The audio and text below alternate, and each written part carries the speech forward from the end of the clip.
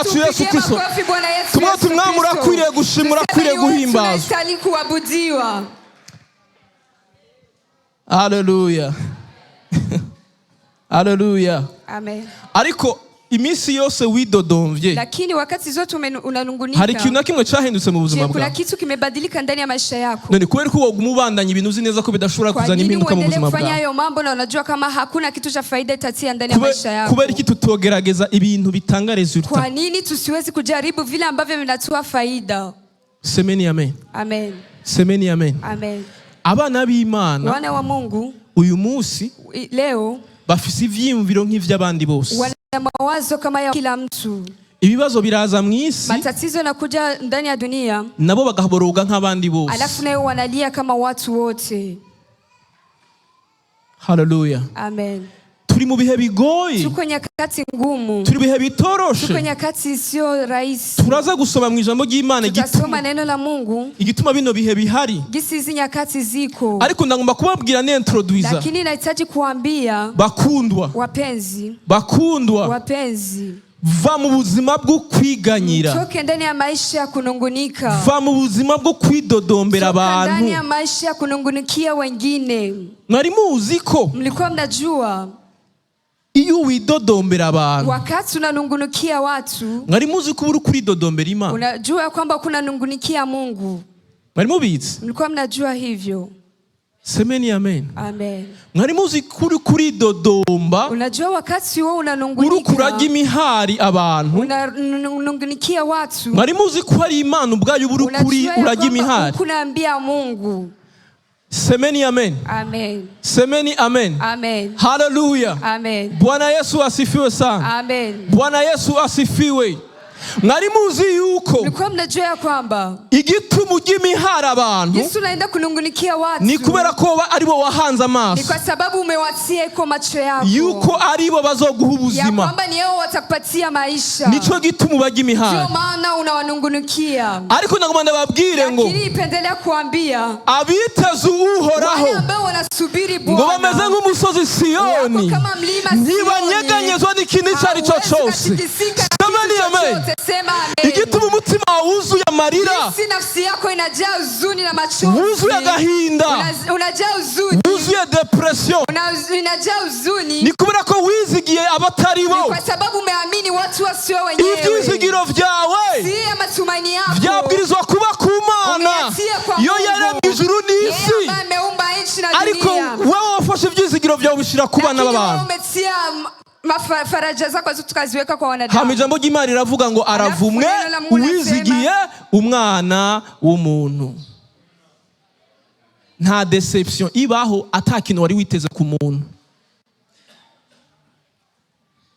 Wabitahuye? Mwavyumvise? Amen.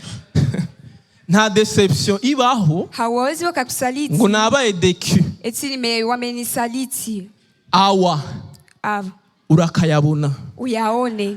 Ninde yakubwiye kuja kwizigira umwana w'umuntu? Ni nani amekwambia ukatumanie mwanadamu? Ijambo ry'Imana riravuga ngo, neno la Mungu linasema nta cyiza kiba mu mwana w'umuntu, hakuna kizuri kiko ndani ya mwanadamu.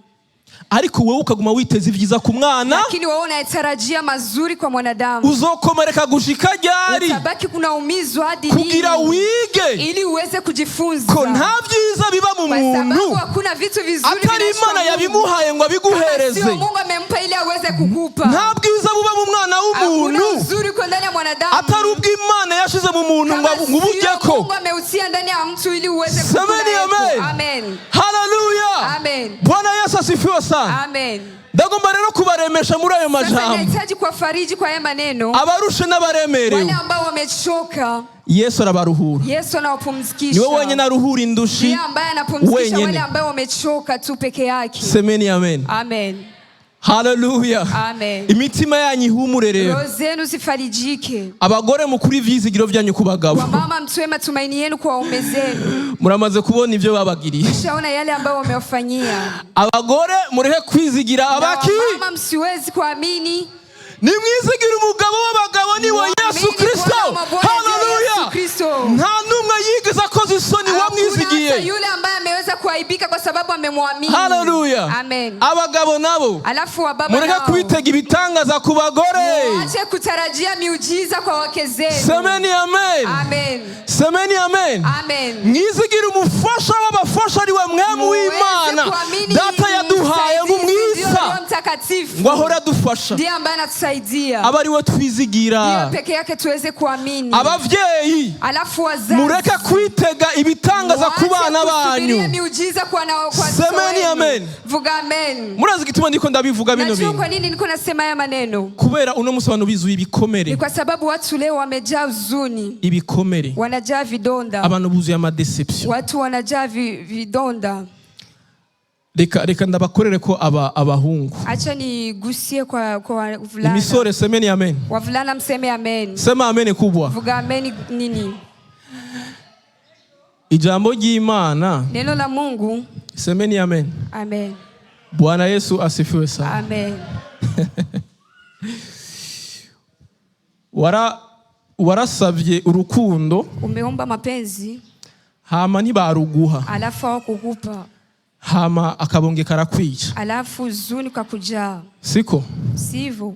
Umugani uraho. Kuna mtu amekata hadithi. Yavuze ngo. Alisema.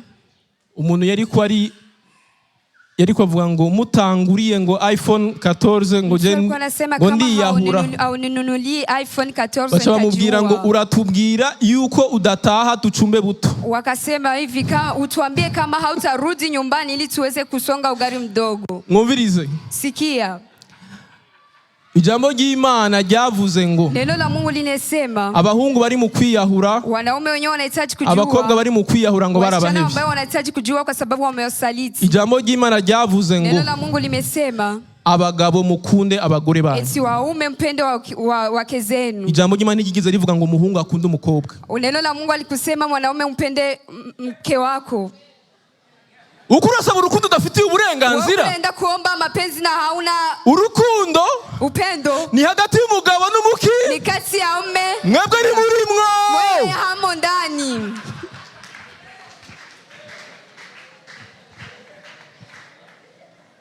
Nta makuru mwari mufise. Mlikuwa mna hizo habari.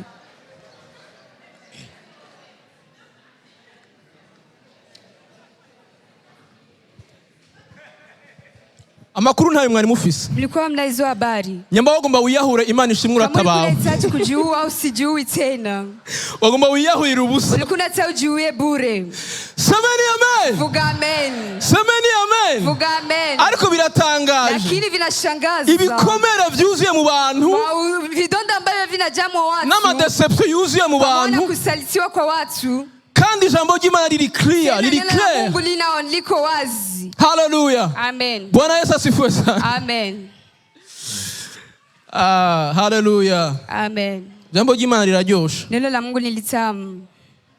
Vuga ngo jambo ry'Imana riraryoshe. Sema neno la Mungu ni litamu sana. Nimubeho munezerewe. Muishi mkifurahi. Mubeho mu mahoro. Muishi ndani ya amani. Kuko ivyari bikenewe vyose Imana yarabikoze. Kitu cha maana Yesu ameweza kifanya. Sinzi ibindi wewe witeze. Sasa sijui wewe kitu ambacho unatarajia. Mugabo muri ino sintana kimwe je niteze kingi. Lakini ndani ya hii dunia hakuna kingine ambacho natarajia. Kirenze ico umwami wanje yakoze ku musaraba. Kwa kile ambacho Bwana wangu amefanya ku msalaba. Ino si abakene barakoma induru. Hii dunia wa maskini wanapiga kelele. Abatunze bagakoma induru. Na watajiri wanapiga kelele. Ukayobegwa uhiriwe uwariwe. Alafu nakosa mheri mwao watu. Nico gituma nizera neza mu mutima wanje. Ndio maana naamini ndani ya roho yangu. Yuko munahiriwe mu buzima bwiwe. Ya kwanza mtu mheri. No munafise Yesu Kristo mu buzima bwiwe. Mtu ambaye kuna Yesu Kristo ndani ya maisha yake. Hallelujah. Amen. Umuntu ahiriwe turaza kubiraba mtu mheri tutayaona ndani ya neno la Mungu. Muri nosi. Ndani ya hii dunia. Umuntu wenyine ashobora kuvuga ati ndahiriwe. Mtu ambaye anaweza kusema mimi ni mheri. Ndahiriwe. Mimi ni mheri. N'umuntu afise Yesu mu buzima bwiwe. Mtu ambaye kuna Yesu ndani ya maisha yake. Hallelujah. Amen.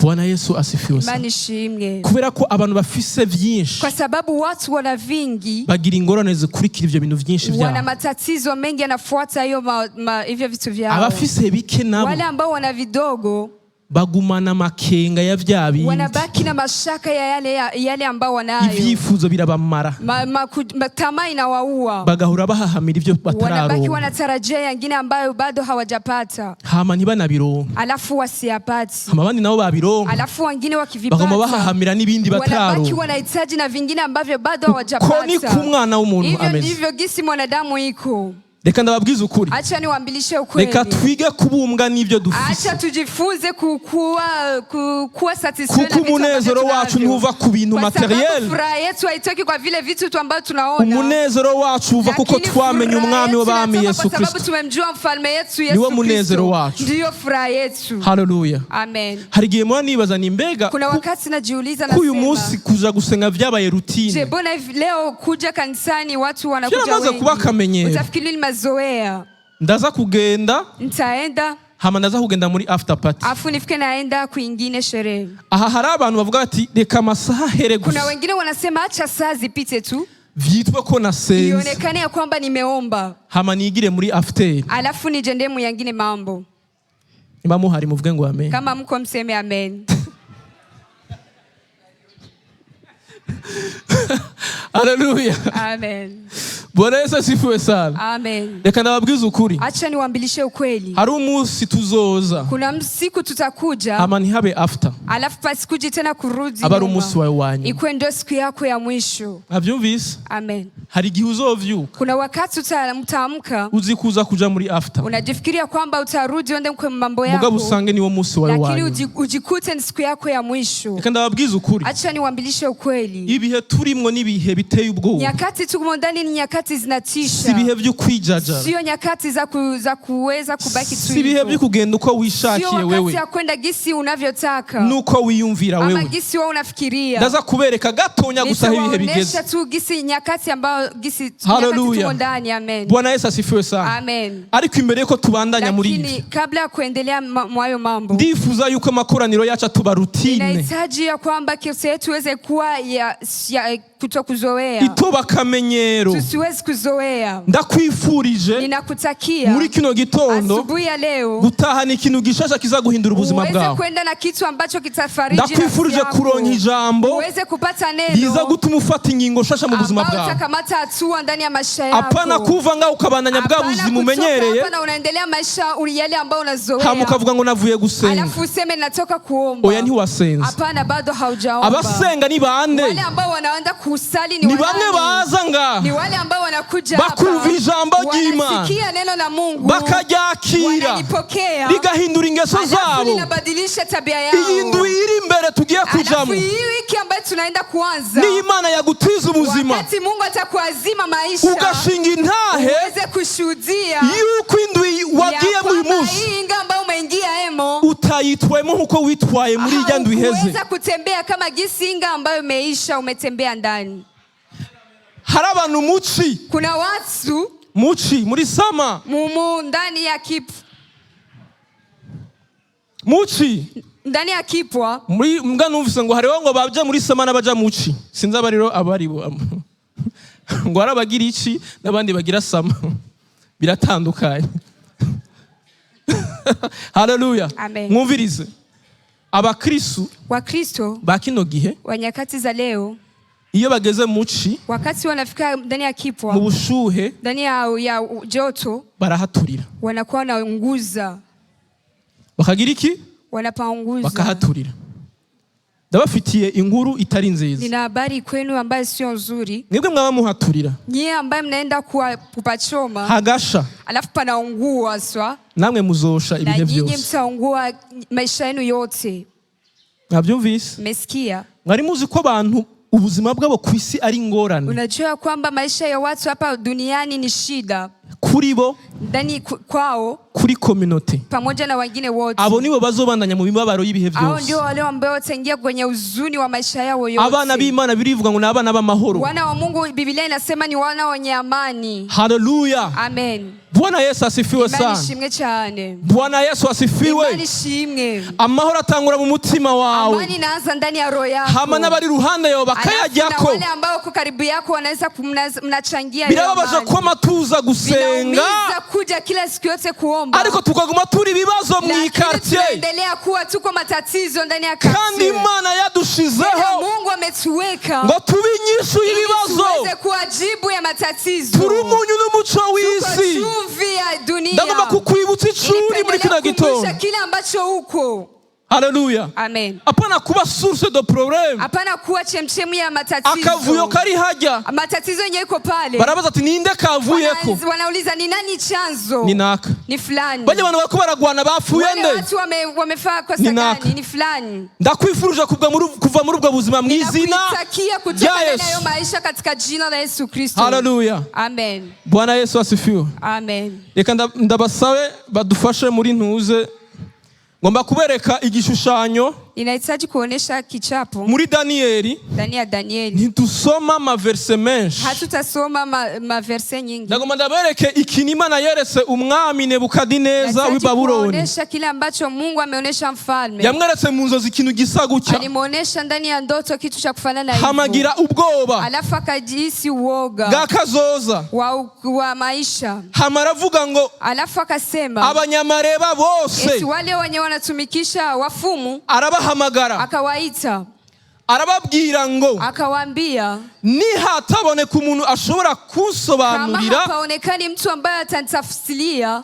Icambere kumbwira ico narose. Kuniambia kile ambacho nimeota. Kubera ko murazi yuko abanyamareba n'abayescro. Kwa sababu najua kwamba wafumu ni waescro. Umuntu wese kugira akubwire ibi kugira gusobanurira abanza kukubaza ibibazo aba ari umuescro. Mtu wote ili aweze kutafsiria anaanza kuuliza maswali, huyo ni mfumu. Bashaka ngo ababwire ivyo yarose amabaca bagerageza kumubwira ivyo biyumvira. Walihitaji waweze kuambia vile ambavyo ameona ili waweze kumtafsiria. Na acha bakubita umutego. Na yeye kawaswali. Ababwira ngo mubanza kwanza kumbwira ivyo narose. Vile ambavyo nimeota. Mumbwire ivyo narose. Mniambie vile ambavyo nimeota. Muce mumanisobanuriro yayo. Alafu mpatie na tafsiri yavyo.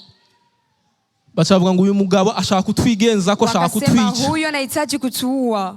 Kuko ngo ivyo bintu ngo ntibishoboka. Kwa sababu hayo mambo hayawezekani. Ngo nta muntu numwe muri twebwe ashoboye gukora ivyo bintu. Mmoja katikati yetu anaweza fanya hivyo. Ariko rero. Lakini sasa.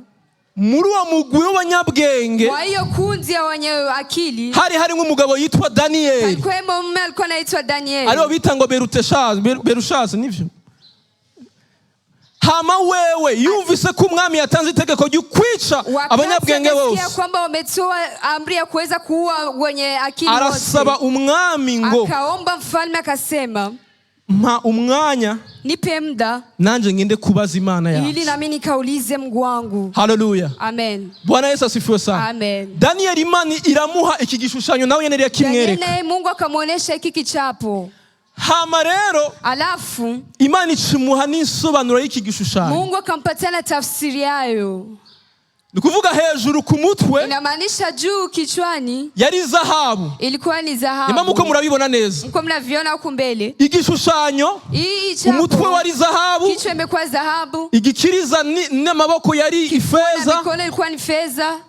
Kunda no kubibero. Mtumbo pamoja na kumiguu. Yari bronze bayita gute mu Kirundi? Umuringa sebra. Umuringa hama amaguru yari iki? Yari ivyuma. Miguu imekuwa vyuma. Hama amaguru nituyabona neza ibirenge yari ivyuma bivanze n'ibumba. Ilikuwa ni vyuma ambavyo vilikuwa pamoja na. Mutikubera ko kuratwereka bino bintu. Ati kwa nini unatuonesha hivi? Iki gishushanyo. Iki kichapo. Subira kuri rya indi image. Iki gishushanyo. Iki kichapo. Bwari ubwami buzokurikirana ndashaka tubisome. Mufasha tubisome kugira nimwibaze ngo ndiko ndavuga ibintu nikuriye mu mutwe. Mumenye igihe cacu aho kigeze. Haleluya. Daniel igice ca kabiri. Mudusomere ku murongo wa 31. Daniel igice ca kabiri umurongo wa 31. Mudufashe musome tunyarutsa.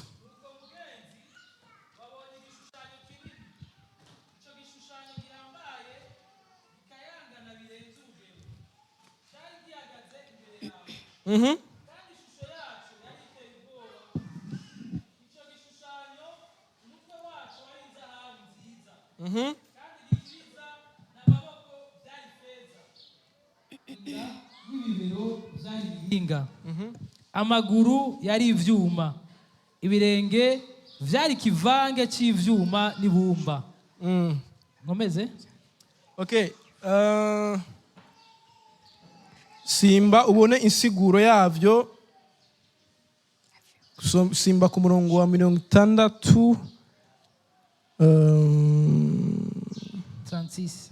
Okay, 36. Nuko inzozi nizo kandi turakumenyesha mwami ingene zisobanurwa. Mwumvirize rero.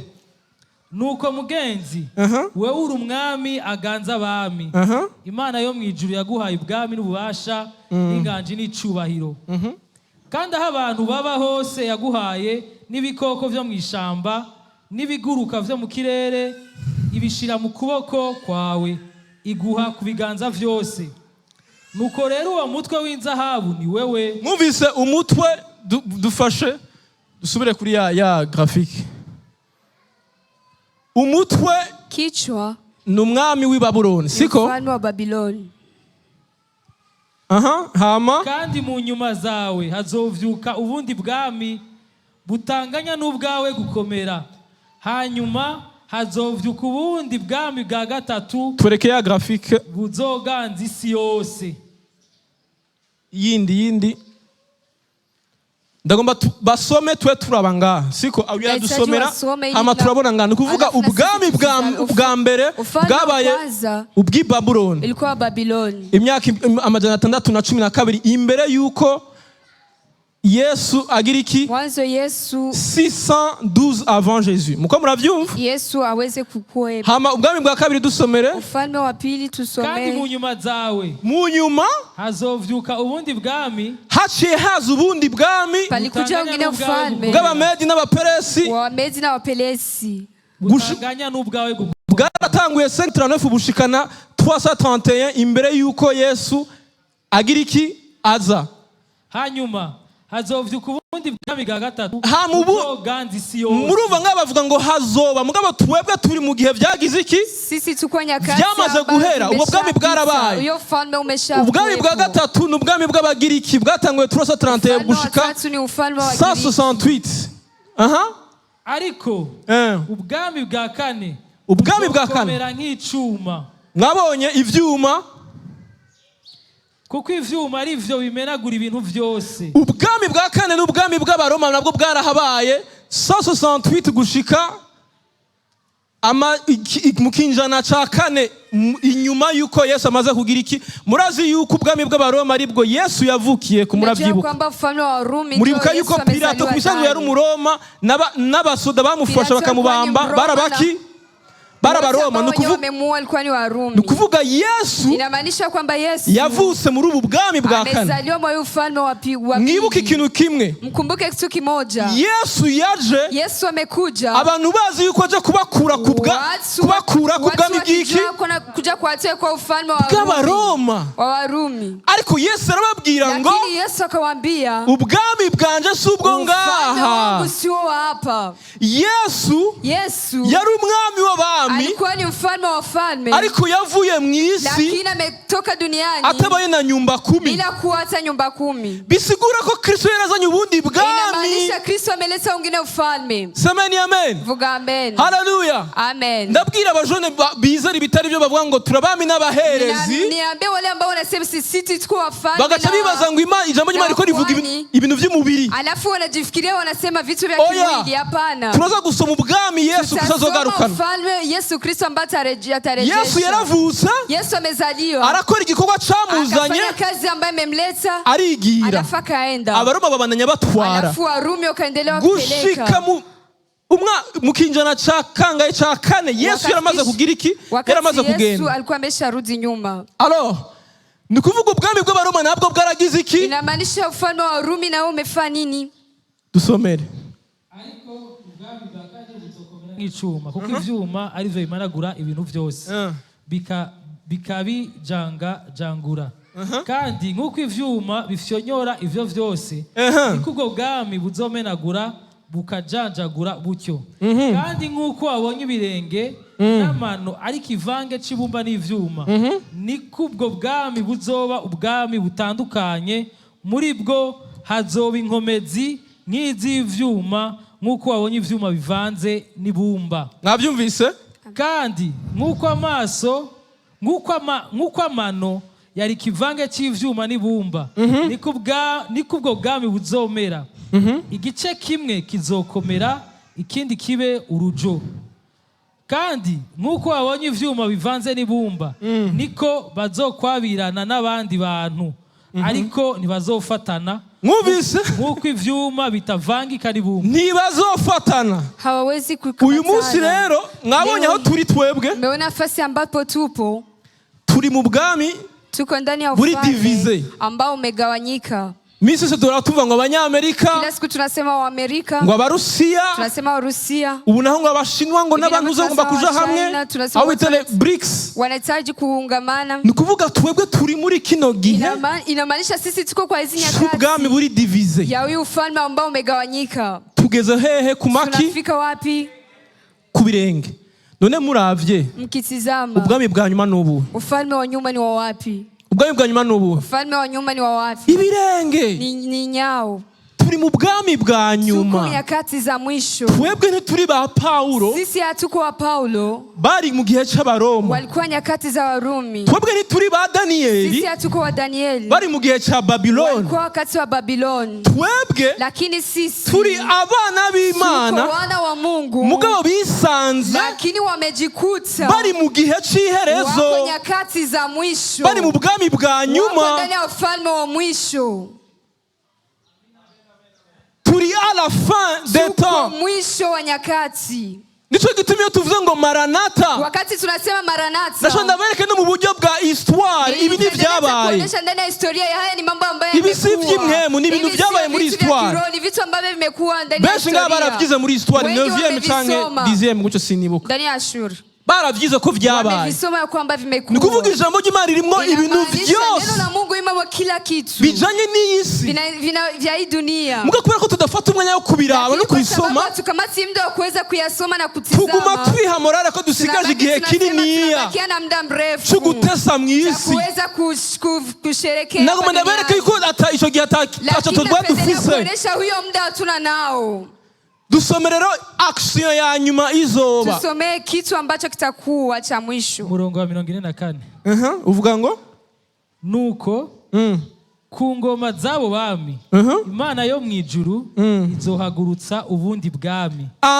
Haraje ubundi bwami rero kuja ungine ufalme. Butari muri ubu bwami twabonye. Habiko ndani ya ufalme ambao tumeona. Butazokwigera buhangura. Ntibuzokwigera bugira iki? Buhangura. Kandi ingoma y'inganji yabwo naho izonganya n'irindi hanga. Naho izonyagwa n'irindi hanga. Ariko buzomara bukomvomvora ubwami bwose bw'abo bami. Yamara bwo buzohangama gushitsa ibihe vyose.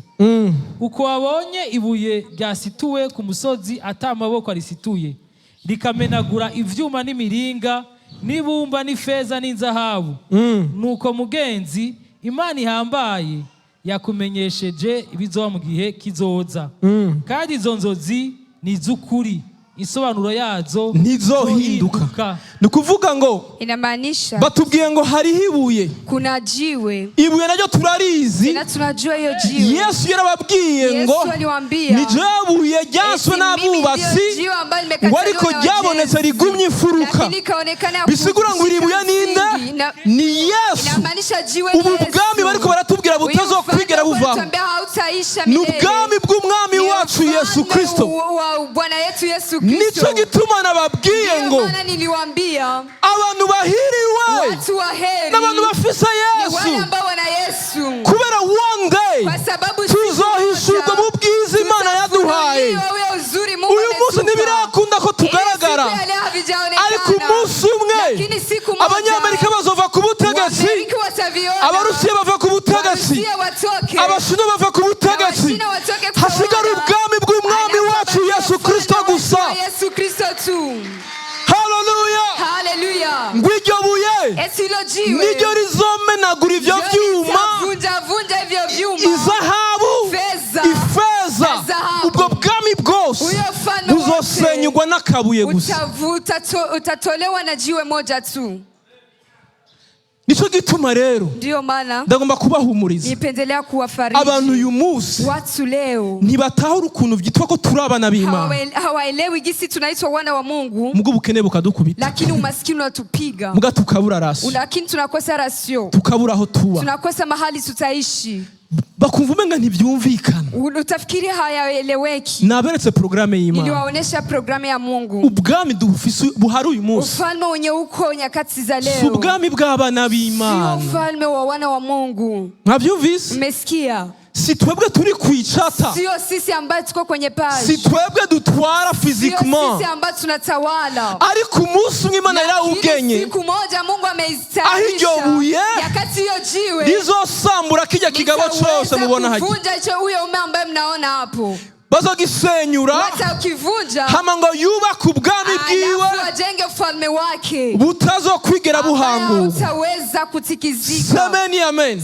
Amen. Iyo Yesu bavuze ngo ni umwami w'abami, wakati wanasema Yesu ni mfalme wa wafalme, abo bami bavuga ni jewe nabo twize izina ryiwe, ni umwami wacu, nazo tukaba abami n'abaherezi, sisi tunakuwa wafalme na akaba umuherezi mukuru wacu, umuherezi mukuru anakuwa mfalme, kuhani mkuu, hama akaba n'umwami wacu, alafu anakuwa na mfalme wetu. Sivyo kama mwabitahuye? Sivyo kama mmeelewa? Haleluya. Amen. Bwana Yesu asifiwe sana. Amen. Reka rero dusome. Acha tusome.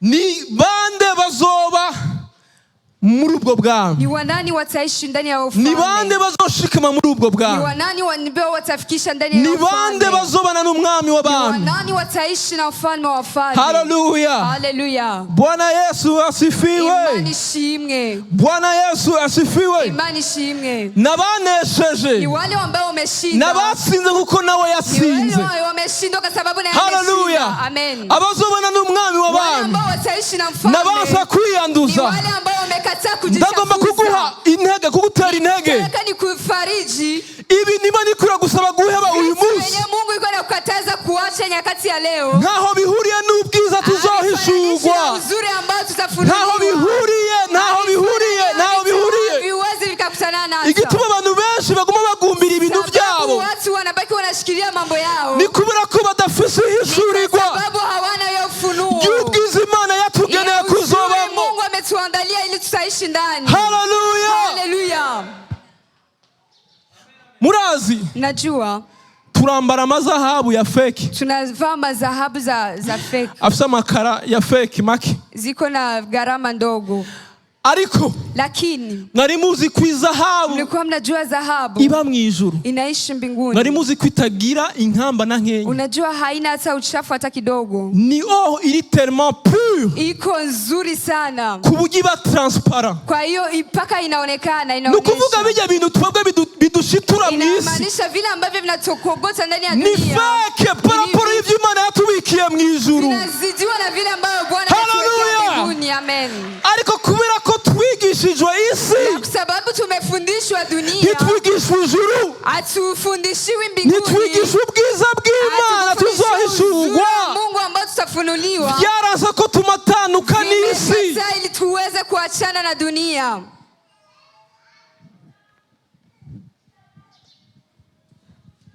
vyarasa ko turekura ivyo Imana itubwira kurekura, tuache vile ambavyo Bwana anatukataza kuacha.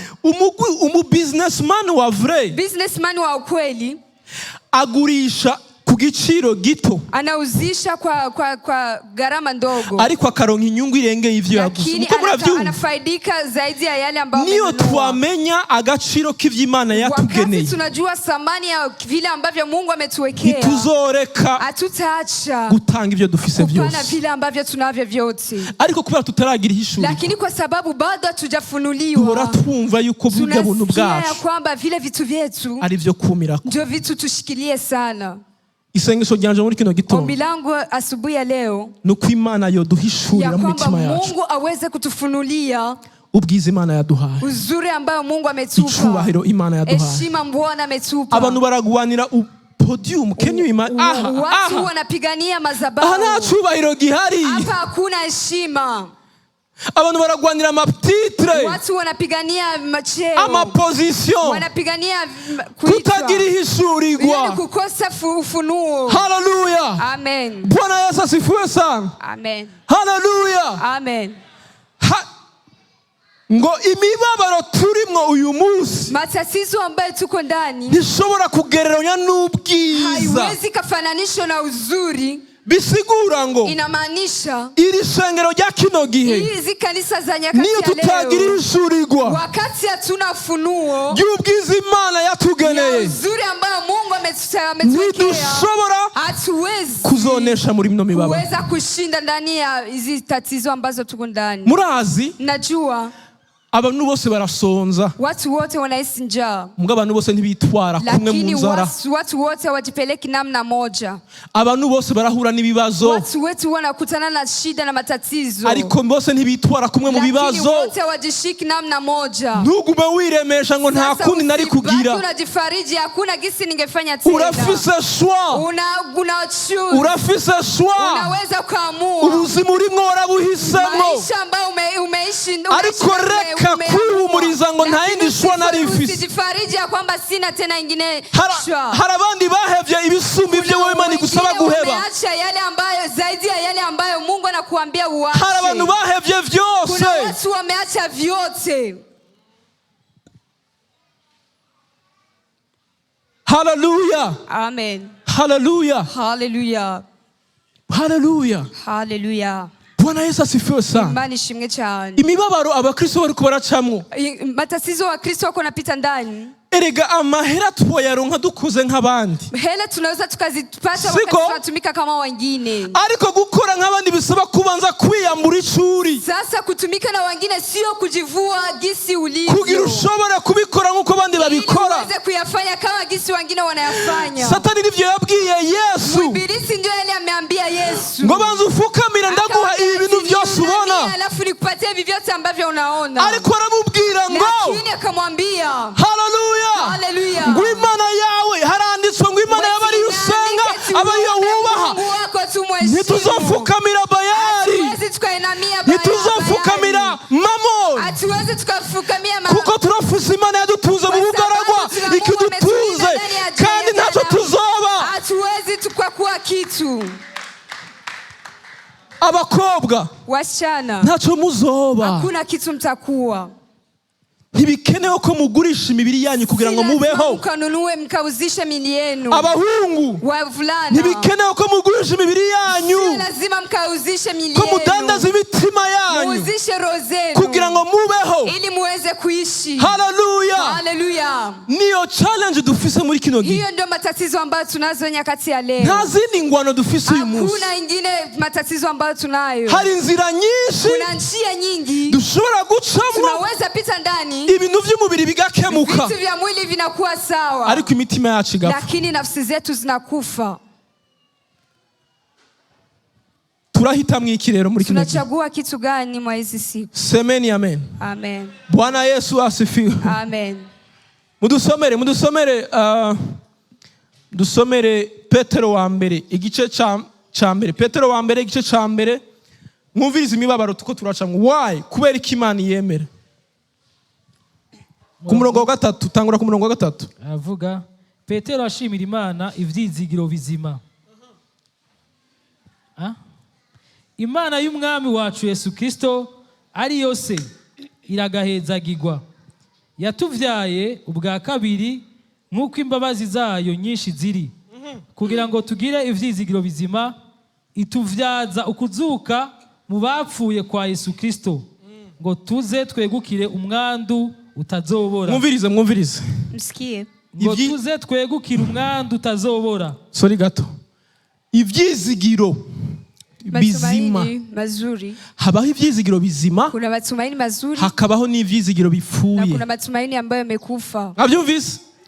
Habaho hope, kuna matumaini, ivyizigiro matumaini bizima mazuri, hakabaho n'ivyizigiro bipfuye, na matumaini ambayo yamekufa. Ndafise umubabaro mu mutima wanje, nina huzuni ndani ya nafsi yangu, ko nagiye ndabona asanga abakristo benshi bafise ivyizigiro bipfuye naona unakuta watu wana matumaini ambayo yamekufa bitari vyo yenye sio yenyewe kuko bidashingiye ku ijambo ry'Imana sababu yashimamii ndani ya neno la Mungu. Musome mwumvirize rero abantu bafise ivyizigiro bizima wale ambao wana matumaini mazuri mwumvirize msikie ngo tuze twegukira umwanda utazobora utanduye udakabirana mwabikiwe mwijuru mwijuru. Murazi hari abantu ngaba bafise ivyizigiro watu wana matumaini vyo muri nosi ya hii dunia yamara ivyizigiro bizima lakini matumaini ya ukweli vyiteza umwanda utazobora unatumai wazi utanduye yenye sio chafu udakabirana haichafuki twabikiwe hehe ambao tumewekea Canada twabikiwe hehe tumewekewa wapi Australia twabikiwe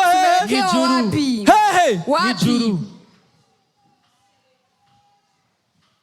tuvugana ukuri tusemezane ukweli tuvugana ukuri tusemezane ukweli ivyizigiro by'abantu uyu munsi matumaini ya watu biri mwijuru cyangwa biri muri Canada je viko wapi biri hehe Canada ama hapa biri hehe viko wapi oya biri hehe viko wapi Reka inzira ya Serbia wasoro bayugurure turaba acha njia ya Serbia waifungue tu kidogo mwumvirize msikie twese turifuza ubuzima bwiza sisi wote tunahitaji maisha mazuri twese turifuza ahantu twojya sisi wote tunahitaji mahali tunaweza tukakula tutumike tukaba mu nzu nziza tuishi ndani ya nyumba nzuri tukaba mu modoka nziza tupate gari nzuri ngivyo si ivyizigiro by'abana b'Imana mu vyumve matumaini ya wana wa Mungu muyasikie ivyifuzo vyacu matumaini yetu n'icifuzo c'Imana na matumaini ya Mungu ilifoko tubitandukanya tuweze kuwatofautisha tukaba sincere imbere y'Imana tuweze kuwa tusemezane ukweli mbele za Mungu apana ko tuza kubabwira ngo apana kuja kuambia ndakubona uduga indege ninaona ukikamata ndege mukaguruka mwese mnaruka nyewe wote ariko mugasubira hasi lakini mnarudi chini munapanda mkaduka lakini munashuka ariko mugasubira hasi mwavyumvise mesikia mwumvise mesikia ndamwe ndababwire ngo lakini penda kuambia umuntu arashobora gupfira aho abandi bariko barakirira mtu anaweza kafia mahali pengine wako wanaponea hari abavyeyi barungisa abana Iburaya bapfirayo kuna wazazi ambao wametuma watoto zao Ulaya na wakakufia eko waba uri muri Canada wewe kama uko Canada waba uri Australia ama Australia waba uri Buraya wewe uko Ulaya waba uri mu Burundi wewe uko hapa Burundi waba uri Somalia ni utabufisa Yesu urapfuye ni utabufisa Yesu uravumwe Yesu wewe umelaniwa ni utabufisa Yesu mu buzima bwawe uri muhame mutupu wewe umelaniwa mwari muzi yuko mlikuwa mnajua sinzi ko Jamari ari ngaha Jamari sinzi ko ari ngaha hapa sijui umugabo yarambwiye abibura yarambwiye ngo kuna mume ananiambia anaishi Ulaya kananiambia every single day buri munsi basi kila siku hari abantu biyahura kuna watu wanajiua uko muravyumva mnasikia abantu biyahura bari muri ubuzima mwebwe mwifuza kuzoba kwa yale maisha ambayo mnahitaji kufika ndani biyahura kuko bafite ubuzima bwiza kwa nini wanajiua ni kwa sababu wana maisha mazuri no hapana no hapana biyahura kuko imitima yabo iraremerewe wanajiua kwa sababu roho zao ziko uzito ubuzima maisha subwo turondera sio yale ambayo tunatafuta ubuzima nubwo twahawe muri Yesu maisha ni yale ambayo tumepewa ndani ya Yesu Kristo ejo kuwa mbere kesho lundi ntimuje kurondera ubuzima msiendi kutafuta maisha kuko muzosubira mu kubite swata nko kwindi mwakoze swata piga mswata kwa sababu ahubwo ni mugende nk'abafise ubuzima muende kama wale ambao mna genda gukora nk'abafise ubuzima tumike kama yule ambaye ana injira mu biro nk'abafise ubuzima ndani ya ofisi kama genda kwishura nk'abafise ubuzima ndani ya shule kama mtu ambaye una maisha ubuzima niyo mutaburonka uri Yesu kama maisha upate ndani ya Yesu nta handi muzoburonka hakuna ingine mahali utaipatia haleluya amen mwumvirize ivyizigiro by'abana b'Imana rero sikie sama tumaini ya wanadamu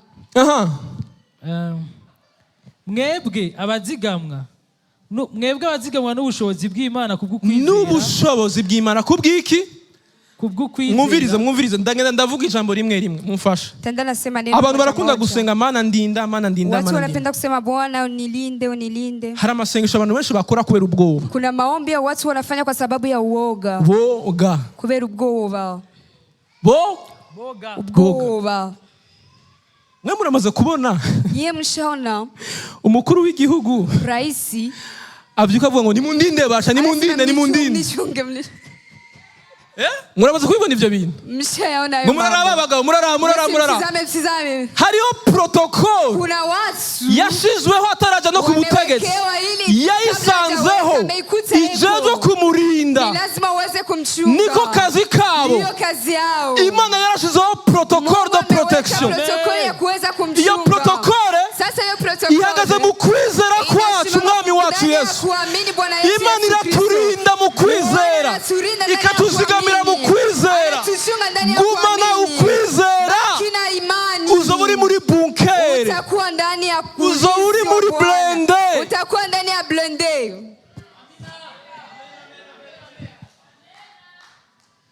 mwari muzi mlikuwa mnajua ko na satani kuko ibi arabizi na ubilisi haya nayajua bijya muramutinya mwijoro ngo abarozi ngo bakibije sico kibazo iyo problem hiyo sio tatizo hari umufumu wo urabona ko araguruka mbere yawe iko na ruka mbele ya watu hapana kwa satani azi yuko Imana iturindira mu kwizera kwa sababu anajua Mungu anatulinda ndani ya kuamini na satani atera ukwizera kwacu na ibilisi naye anapiganisha imani yetu kuko azi ko ni warekura ukwizera anasema wakati utaacha imani uzosigara ta protection ufise utabaki hauna ulinzi aheza gukoresha icyo ashaka alafu akutumie gisa napenda nico gituma rero Paulo yavuze ngo Paulo akasema nagwanye intambara nziza nazigamye ukwizera nikalinda imani reka kugwana n'abantu siyo ntambara yacu hiyo sio vita yetu reka kugwana n'abarozi siyo ntambara yacu hiyo sio vita yetu reka kugwana n'abadayimoni siyo ntambara yacu intambara yacu ni ukugumya ukwizera ku mwami wacu Yesu Kristo kwa mfalme yetu Yesu Kristo keep the faith baki na imani mu nzara gumana ukwizera hata ndani ya njaa mu bibazo gumana ukwizera baki na imani tubandanye muzigamigwa agakiza kateguwe nico gituma Imana iturinda mwabyumvise mnasikia ndio Imana niturinda kugira ngo turongore turongogwe atulinde ili tuweze kufa harusi tube ba ministre ba president ili tuweze kuwa wa ministre Imana ituzigamira agakiza lakini Mungu anatulindia wokovu wetu abyumvise ngo ntiharagera komfa ngo amasezerano yanjye ntaragira iki my friend hari benshi bapfuye amasezerano banditse ari menshi barapfa turabahamba Imana ituzigamira agakiza anatulindia wokovu kateguwe kameandaliwa tuzohishurirwa mu gihe tutafunuliwa wakati muca mubaza muti none unafikiri jewaza ni nagira twarakijijwe tulikuwa nafikiri ama tumeokoka burya hari akandi gakiza turindiriye kuna ingine wokovu ambao tunasubiria ntibirahera bado havijaisha hari abantu bizeye Yesu kuna watu wameamini Yesu basa bumva ngo biraheze alafu wakafikiria vimekwisha hapana Paulo yaranditse ngo umwami wacu Yesu niyaza ngo tuzohindurwa ngo dusa n'uwo mwami ako niko gakiza turindiriye finale k'imibiri yacu idapfa igahabwa kudafa iweze kupewa kutokufa imibiri yamirimo akavuyo murabizi murazi imibiri yacu akavuyo yamamwe umunsi umwe akavuyo kazohera twambare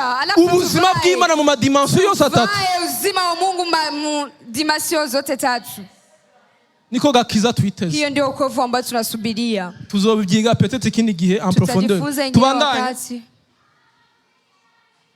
mufasha abaririmbyi mube muraza kugira turangize ivyo murabinezererwa cyane naho ubu ari gihe gito mubabazwa genda buke iri jambo n'iryo nari nkeneye ofete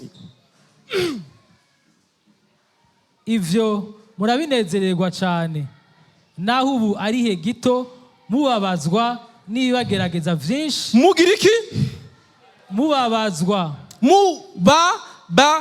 mnaumizwa mugira iki nafanya nini mubabazwa mnaumizwa nibibagerageza vyinshi nibibagerageza bikenya kuko bitobuza kuko bitobura haviwezi kosa, kuko bitobura haviwezi kosa kuwafikia. Abyumvise? Amen. Uyu munsi hari ubutumwa buvi kuzimu. Sasa kuna mahubiri natoka kuzimu. Ubabwira ngo ibibazo byanyu byose biraheze. Unasema eti matatizo yamekufa, vuga amen. Muri nosi ndani ya dunia hari umuntu yabatagira ibibazo. Kuna mtu anaweza kaisha bila matatizo. Nani akakudanganya? Ninde yababeshe? Nani aliwadanganya? Abajene bafise ibibazo byabo. Wajene wana matatizo yao. Abamariye bafise ibibazo byabo. Abasaza bafise ibibazo byabo. Wazee wana matatizo. Umuntu agira ibibazo. Mtu ana matatizo. Kuva kivuka. Mwanzo anazaliwa. Kanavukarira. Anazaliwa kilia. Kuko ashobashinjira mu isi y'amachungu. Kwa sababu unaingia ndani ya dunia ya machungu. Agaheza boroka. Alafu anamalizia kina huzuni mkubwa. Iyi si ni ibibazo tu. Hii dunia ni matatizo. Ariko ni muhumure, Yesu yaranesheje. Mufarijike, Yesu ameshinda. Hallelujah. Hallelujah. Hallelujah. Hallelujah. Ibibazo byanyu byose, matatizo yenu yote Imana ibikuyeho. Yesu Bwana anayatoa eko. Abansi banyu bose bagiye. Maadui yenu wote wanaenda.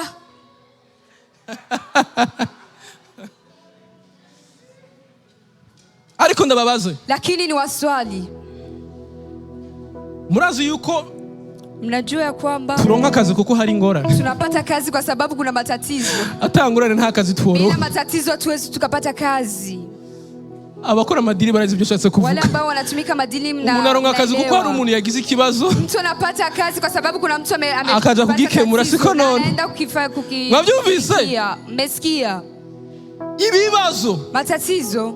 Hari abantu ngaha. Kuna watu hapa bamenye Imana. Wamemjua Mungu. Kubera ibibazo. Kwa sababu ya matatizo. Kandi mushima Imana. Tena mshukuru Mungu. Kuko iyo bitaba kujya. Kwa sababu kama havingekuwa hivyo. Muba muguruka. Mngekuwa mnaruka juu.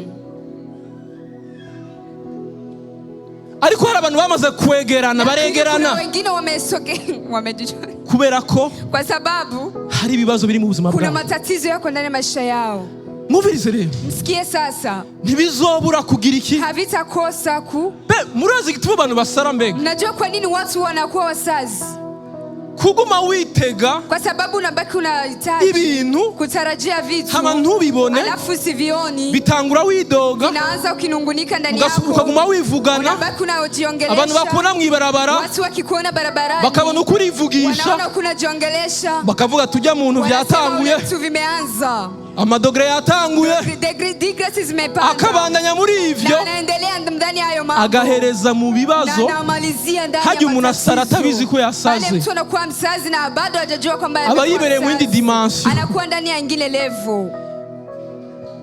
Igituma abakristo benshi rero bazosara ni kubera. Sasa sababu gani watu wa Kristo watakuwa wajinga ni kwa nini? Bariko bababwira ubutumwa butari bwo. Kwa sababu wanawaambia injili ambayo sio yenyewe. Bariko bababwira ubutumwa bwo kuronka kandi ari igihe cyo kubura. Injili ya kupata na wakati wa kukosa. Bariko bababwira ubutumwa bwo kworoherwa. Wanawaambia injili ya kuweza kuwa sawa. Kandi ari igihe cyo kwambugwa. Tena ni wakati wa kuweza kujivua. Mwumvirize. Msikie. Ntituri mu gihe cha aisance. Hatuko ndani ya nyakati nzuri. Ntituri mu gihe cha comfort. Hatuko wakati wa kuweza kupumzika. Turi mu gihe kibi mu bimenye. Tuko ndani ya nyakati mbaya na mjue. Turi mu bihe bigoye mu bimenye. Ndani ya nyakati mbaya. Ariko mugumye ukwize. Lakini mshike sana imani. Nimutakaze ukwize. Usipoteze imani. Nimugurishe ukwizera.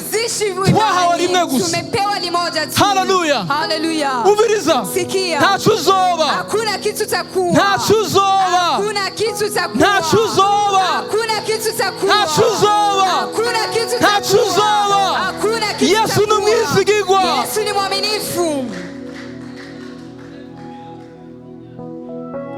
Tubandanirize pastor.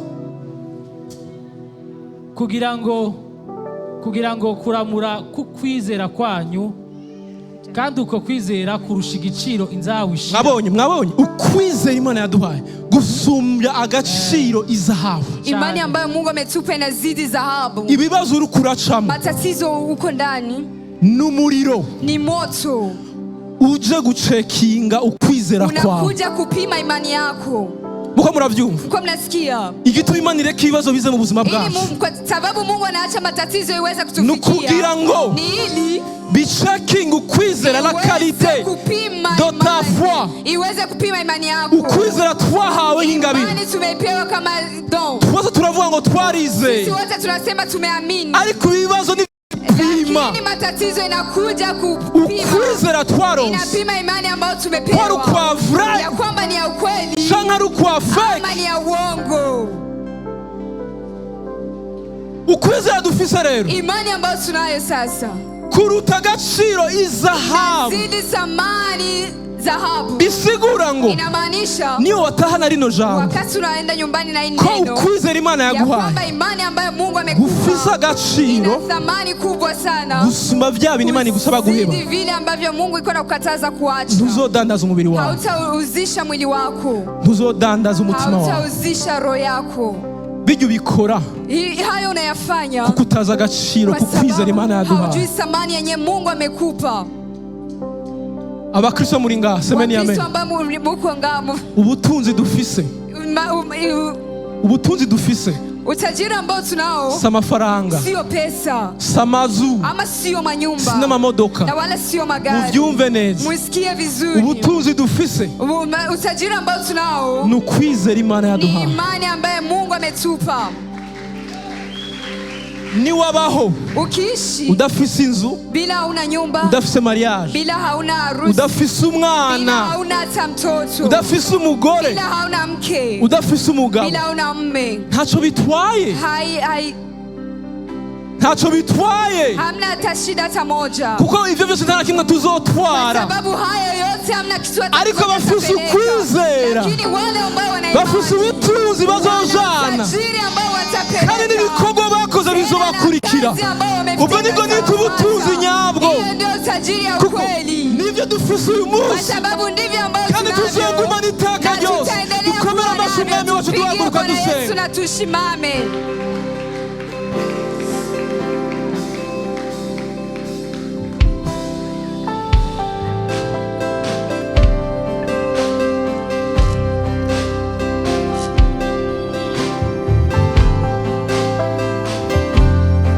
Tago musenge, inahitaji uombe, dusengere mu indirimbo, uombe ndani ya nyimbo,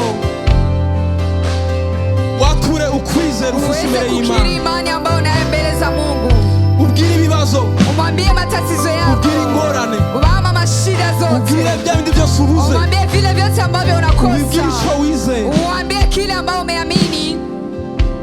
Mumfashe, nisaidie, iri ni isengesho rikomeye, hii ni ombi kubwa. Ntaco bitwaye ivyo wakoze muri kahise, haijalishi yale ambayo umefanya mwanzo, ntaco bitwaye haijalishi hayo amagafu wakoze muri kahise, ile vyote ambavyo umefanya mwanzo, ntaco bitwaye haijalishi uyisuwa mwanya wo kwibuka ibisanga wakoze. Sio muda wa kuweza amaraso ya Yesu, madamu ya Yesu imemwagika ili uweze kutakasa dhambi zetu zote. Ahubwo ndagomba ngo utangure intanguro shasha muri kino gitondo, uweze kuanza mwanzo mpya asubuhi ya leo. Nyamuringa, kama uko hapa utarigera wizera Yesu, bado haujamwamini Bwana Yesu, ndagutumirira kwizera Umwami wacu Yesu Kristo, uweze kumwamini yo Bwana Yesu, mu mutima wawe, umpokee ndani ya roho yako, Umwami n'umukiza, Bwana na Mwokozi. Kuva uyu munsi, kuanzia leo, witwa umwana w'Imana, witwa mwana wa Mungu. Haleluya, haleluya. Nyama warize, kama mwamini, ari ukaba waradendebukiwe, lakini ukarudi nyuma, ndagomba ngo dusenge, lakini nahitaji tuombe, Imana igusubizamo inkomezi, ili Mungu akujaze igusubizamo imbaraga, akujaze nguvu, urukomeze urugendo, ili uweze kuendelea safari. Bado kuna matumaini, bado hujakufa, ungali na pumzi, biracashoboka, bado vinawezekana.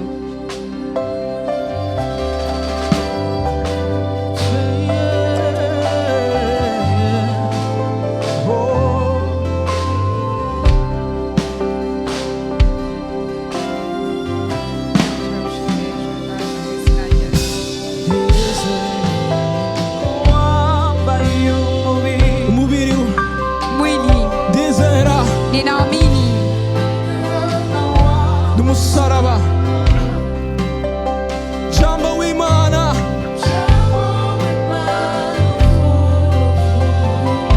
ntiwatsinda mumva, maze urazuka,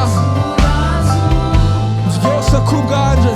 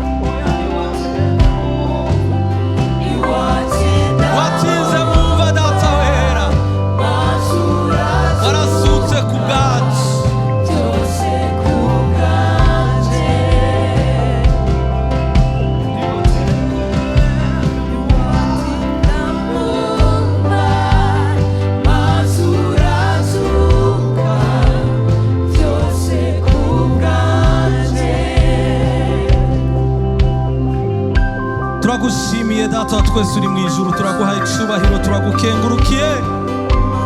Icubahiro cyose ni cyawe mwami Yesu.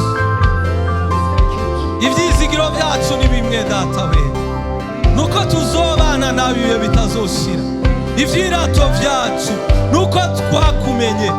Ivyirato byacu si ibyo dufise, si ibyo dutunze, si ibyo dushoboye gukora, ariko n'agakiza waduhaye ukaduhera ubuntu.